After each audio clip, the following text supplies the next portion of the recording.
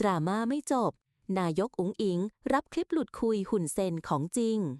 พลิกเกมการเมืองนายกอุ๋งอิงรับคลิปคุยหุ่นเซนเป็นของจริงยันไม่ใช่สายบู๊แต่ก็ไม่คุยส่วนตัวอีกแล้วข่าวใหญ่เขย่าทำเนียบวันนี้18มิถุนายนเมื่อนส.แพทองธารชินวัตรนายกรัฐมนตรีหญิงคนล่าสุดของไทยหรือที่หลายคนเรียกติดปากว่านายกอุ๋งอิงออกมาแถลงเปิดใจอย่างตรงไปตรงมา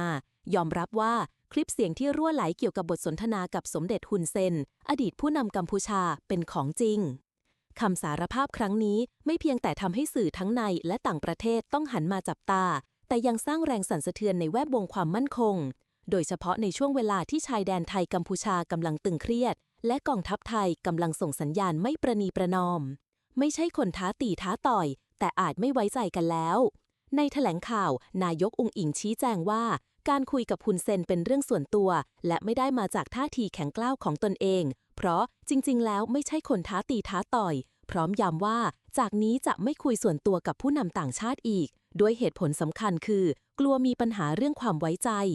คำกล่าวนี้ฟังดูเหมือนต้องการหาทางลงให้ตัวเองแต่อีกมุมหนึ่งก็สะท้อนความระแวดระวังหรือแม้กระทั่งความเปราะบางของความสัมพันธ์ระหว่างผู้นำในภูมิภาคที่อ่อนไหวทางการทหารไม่ได้อยู่ฝั่งตรงข้ามกองทัพหรือเพียงแค่พยายามตีเนียนประโยคเด็ดอีกหนึ่งประโยคจากนายกอุ๋งอิงคือคำยืนยันว่าไม่ได้อยู่ฝั่งตรงข้ามกองทัพโดยอ้างว่าถ้าเป็นฝ่ายตรงข้ามจริงทำไมถึงต้องบอกให้เขารอกองทัพคิดยังไง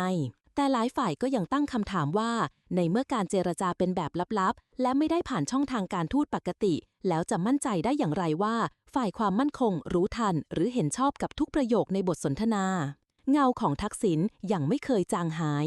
แม้จะพยายามแสดงตัวในบทบาทนายกรัฐมนตรีหญิงยุคใหม่แต่หลายครั้งก็ไม่อาจปฏิเสธได้ว่าเงาของอดีตนายกทักษิณชินวัตรยังคงทาทับอยู่เบื้องหลังทั้งในแง่ความสัมพันธ์ระหว่างประเทศการจัดคนในรัฐบาลและแนวทางการบริหารงานที่บางฝ่ายมองว่ายังคงมีสูตรเก่ากลยุทธ์เก่าซ่านอยู่ไม่ใช่เพียงแค่ชื่อเสียงหากแต่คือคำถามที่สังคมอยากรู้ว่านายกอุ๋งอิงทำงานด้วยอุดมการณ์ของตนเองหรือเพียงเดินตามทางที่พ่อวางไว้บาท Hello, can you hear me, Uncle? Hút ได้ยินแล้วนะพี่มวด hút chôn vào đấy. บาทลือปุกบาท Lư โจรหรือ lư ปุกโจร lư ปุกบาท lư lư lư. บาทปุกบาท Nè. บาทปุกบาท Nè. สักถามว่าเป็นยังไงบ้างสุขภาพดีหรือเปล่าគាត់ក្មួយសុំសួរពុកមាថាមិនដែរសុខភាពល្អអត់សុខភាពមិនដែរ Ở đây đi, nó đi, xôm ở cun ngày ấy bồn ở bốc phong. สุขภาพแข็งแรงดีครับ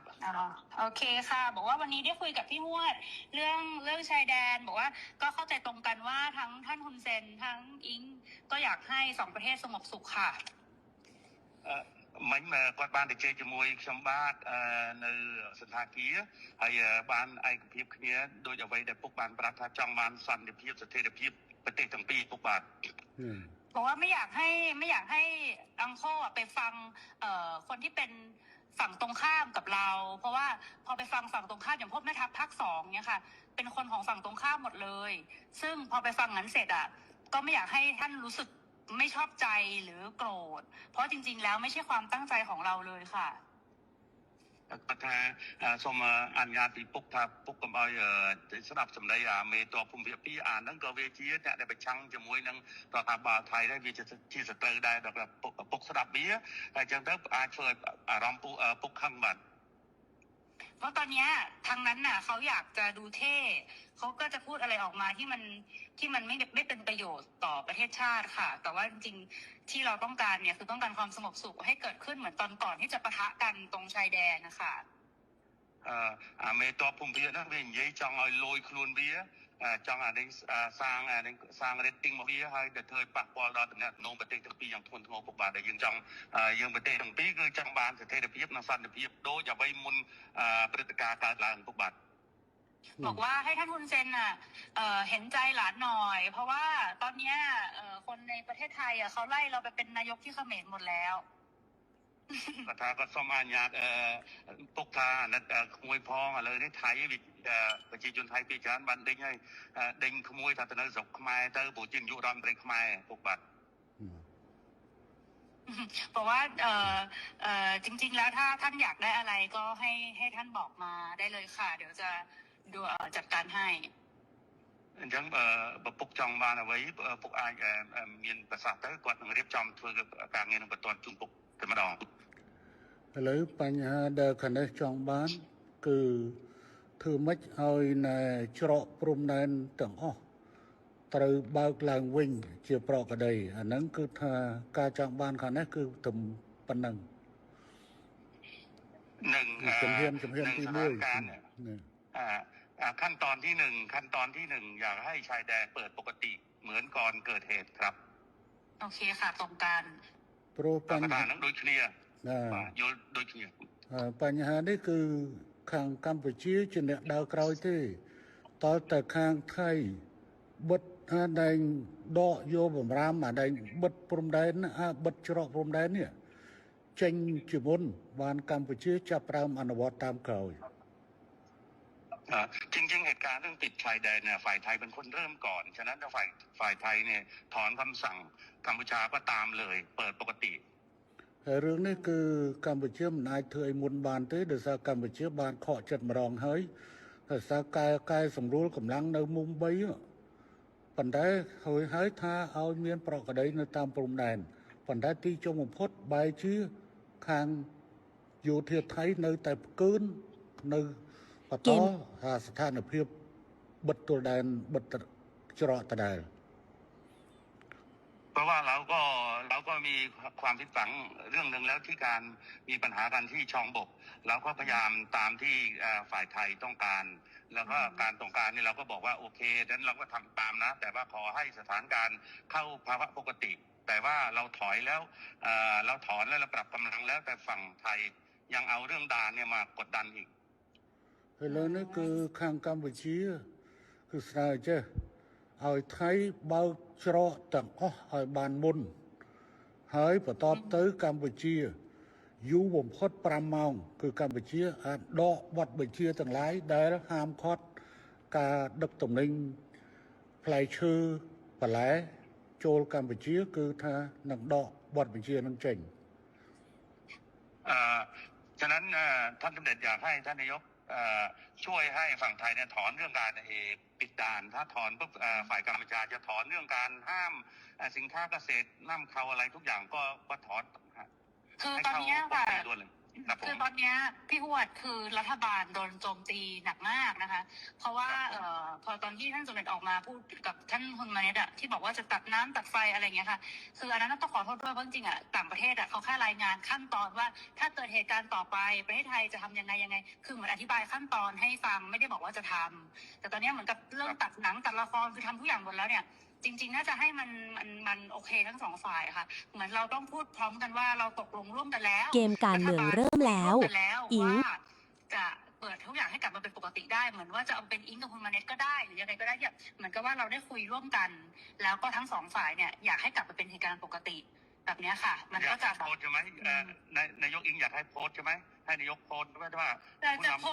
นแล้วอยากให้ใช่จะโพสจะยังไงก็ได้แล้วให้ท่านคุณจะแนะนำก็ได้ค่ะแต่ว่าเหมือนกับว่ามันต้องเป็นการตกลงร่วมกันนะพี่พวดเพราะว่าตอนนี้อิงกำลังโดนหนักมากเลยค่ะ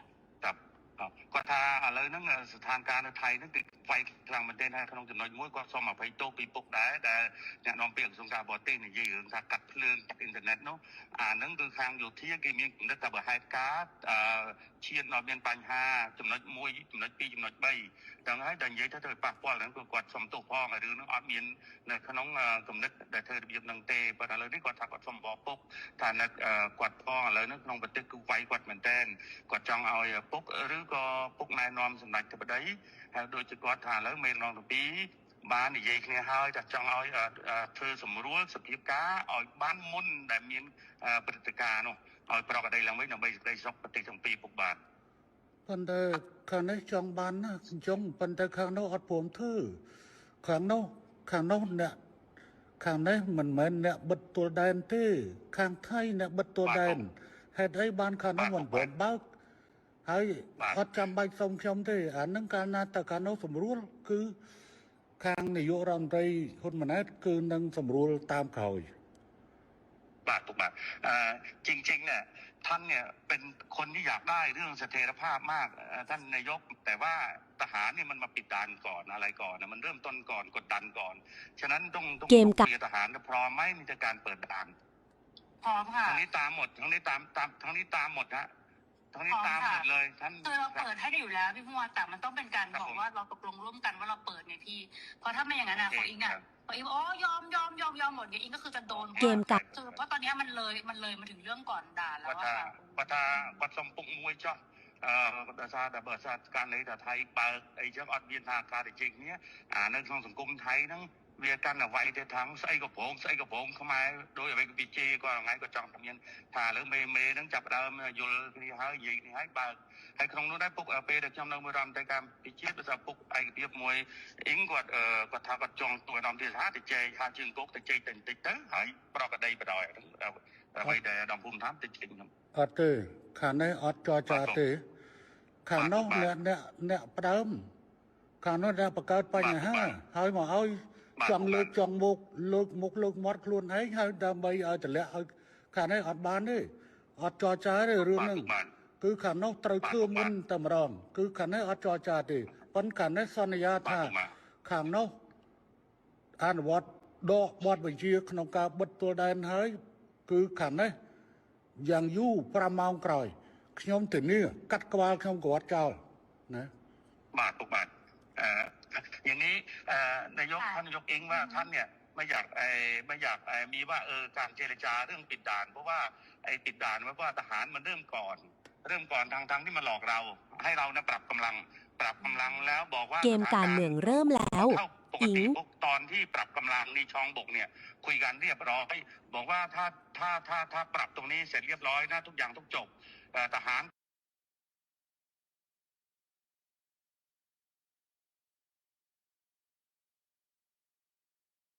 Hello, can you hear me, Uncle?